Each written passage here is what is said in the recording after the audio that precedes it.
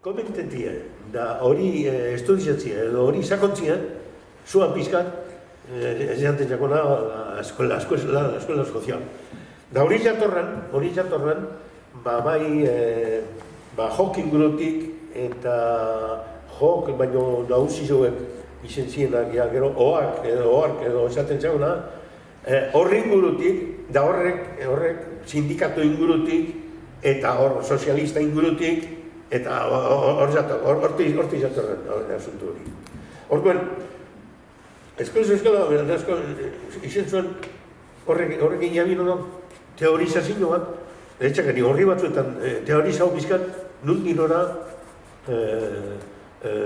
pizkat landu hori asuntu hori. Eta gure asuntu zuen hori etorten zakoan, abade batek kontaktu batek eta elkarten zuen, eta hori horren inguruen guk, zer egin ginken edo zer da, zen. Diktaduratik demokraziara pasatzeko zer egin behar zen, herria zen? Ero bizimodu aldatzeko, eta gero, hau denau gero gertatu zen da, hain borondatezko izen, hiru lau bider errepekatu.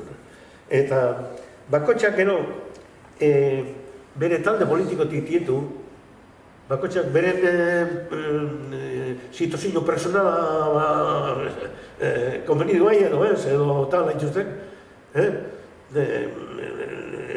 Noberak epertze nun jesarri jakin edo batzuk zena hau, beste batzuk hori da hori.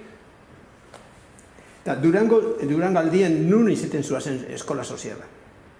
Nik uste nuen bakarrik. Intento bat inzuan izoretan itxeko, jolen etxe. Eta islarizek eta nortzuk etortzen zuazen edo?